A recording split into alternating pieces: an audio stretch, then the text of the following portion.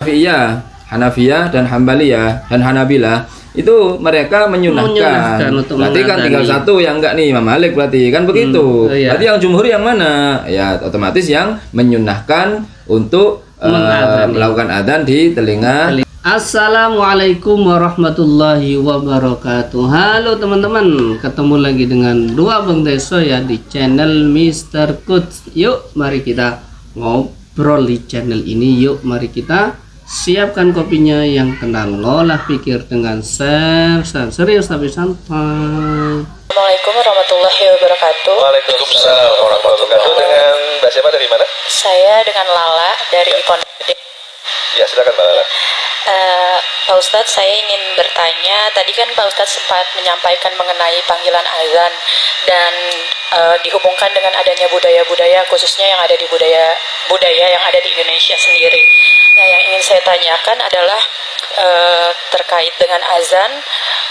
Kita di Indonesia ini yang saya ketahui itu kita sering menemukan bahwa ketika bayi dilahirkan itu biasanya kan diazankan oleh orang tuanya.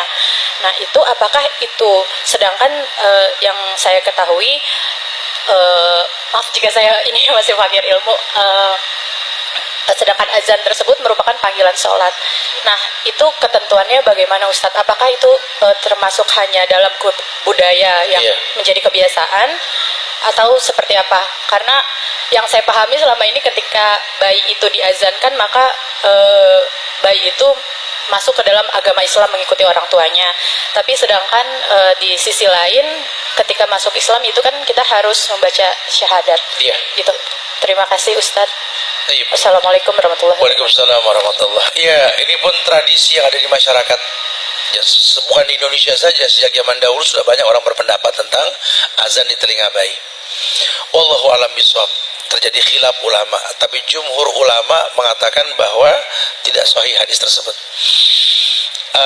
Bukan berarti bayi. Berarti ada hadisnya, tapi menurut Ustadz ini ada hadisnya yang mengadani anak bayi itu, tapi jumhurul ulama mengatakan hadis tersebut tidak sahih. Kita tahu ikhtilaf tadi. Kita cek ikhtilaf, oke ikhtilaf. Kita cek nanti kualitas hadisnya apa benar tidak sahih. Kalaupun tidak sahih, dia nggak menjelaskan hasan atau gimana tuh ya. Dia hanya mengomong tidak sahih, padahal kalau hadis hasan masih bisa kepakai kan gitu.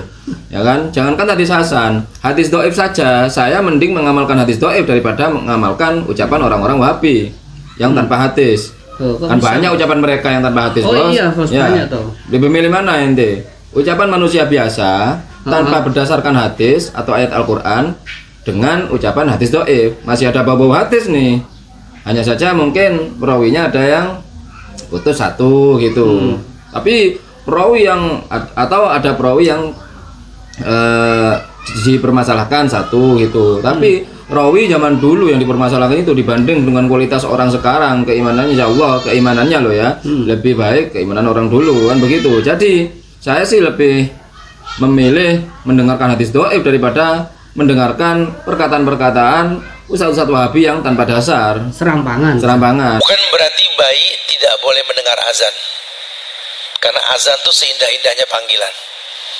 Tapi dikembalikan hukum bahwa azan untuk sholat tadi, kalimat hayya ala sholat, mari kita sholat, itu aja pakai bahasa yang gampang deh.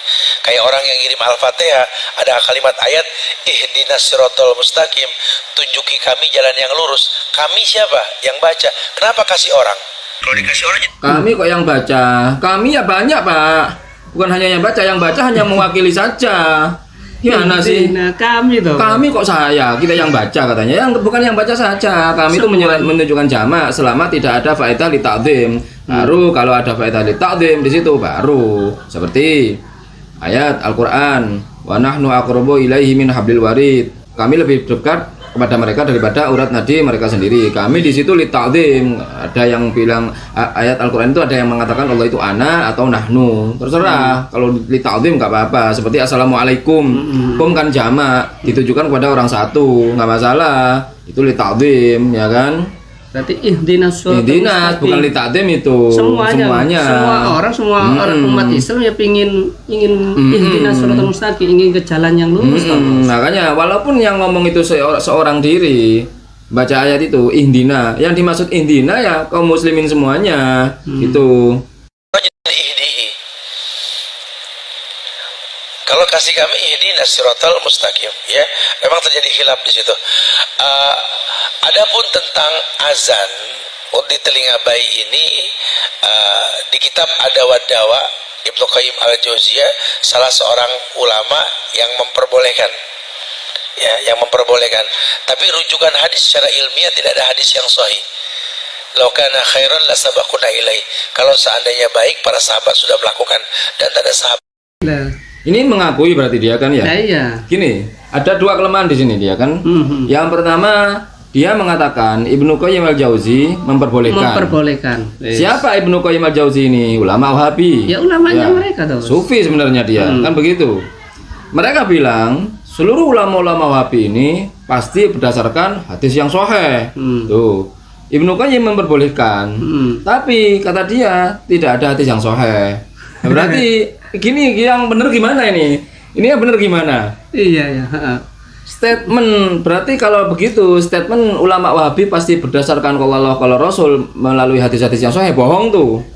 Bohong kan berarti kan? Iya, apakah dia ini Bawazir ini yang berusaha melemahkan pendapat kelompok lain walaupun ulamanya mereka sendiri mendukung, tapi berhubung mendukung kelompok lain jadinya hadisnya sengaja disembunyikan, sengaja dilemahkan. Nah ini ada dua itu teman-teman, aneh mereka itu teman. Ini spesial ini mereka itu Wahabi itu teman-teman.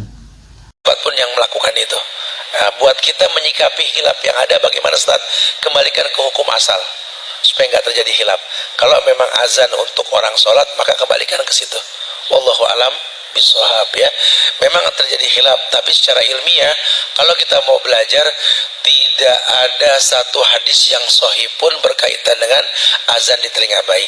Apalagi berpendapat dengan diazankan dia Islam. Padahal dalam Islam kullu mauludin yuladu alal fitrah. Setiap bayi yang lahir pasti Islam.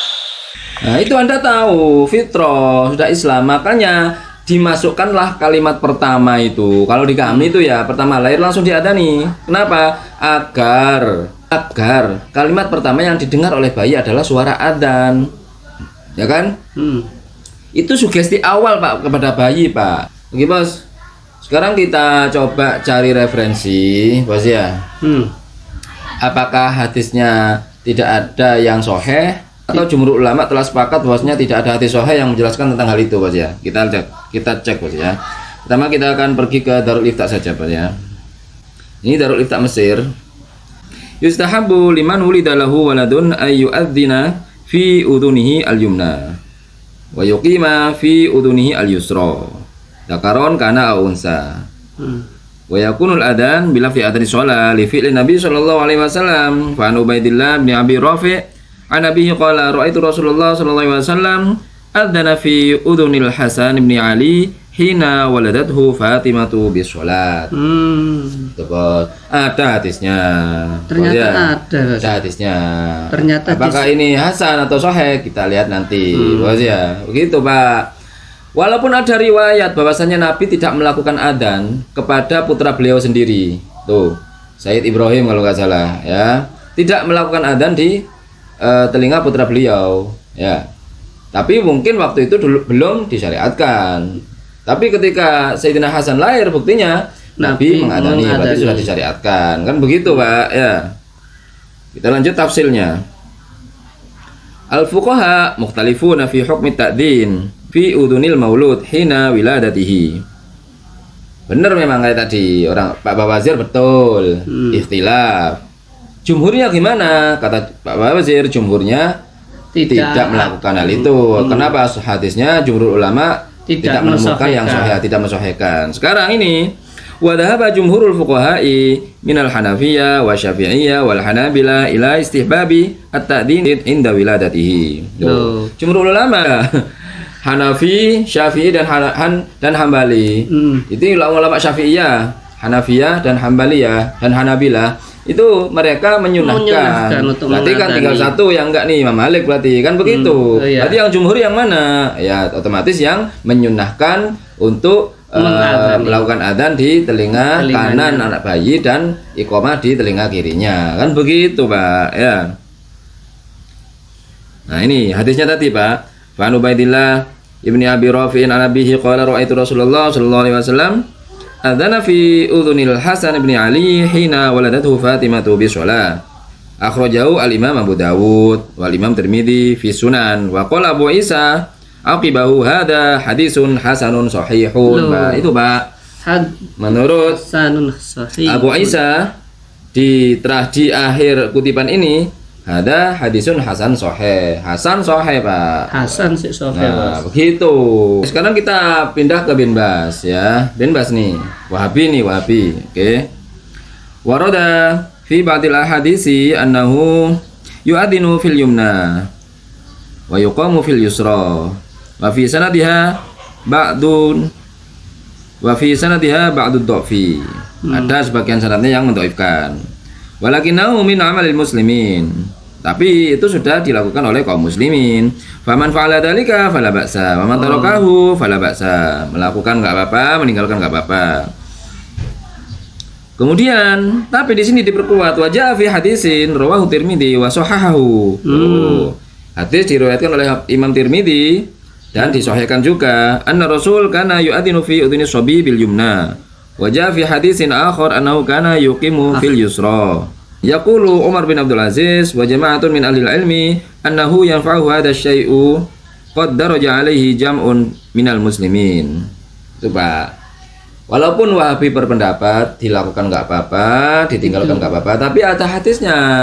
Hadisnya juga Dari riwayat Tirmidzi. Hadisnya dari Imam Tirmidzi dan disahihkan juga. Ini wasahahu itu sahih, Pak. Jadi Anda ini dari mana itu? Berarti kesepakatan para ulama, para ahli ilmu itu memang memberikan kemanfaatan bos. Iya, kepada bayinya kan begitu, Pak. Jadi Anda ini fatwanya itu dalilnya dari mana? Kenapa Anda tiba-tiba mengatakan jumhurul ulama itu tidak mensahihkan hadis ini gitu loh. Kalau jumhur ulama tidak mensahihkan hadis ini, kenapa jumhur ulama fikih dari mazhab Syafi'iyah, Hanafiyah dan Hanabilah justru menyunahkan hal ini terkait tentang adzan bayi di telinga kanan dan melakukan iqamah di telinga kiri bayi. Kan begitu, Pak ya. Oke, Pak. Itu saja, Pak, dari kami, Pak.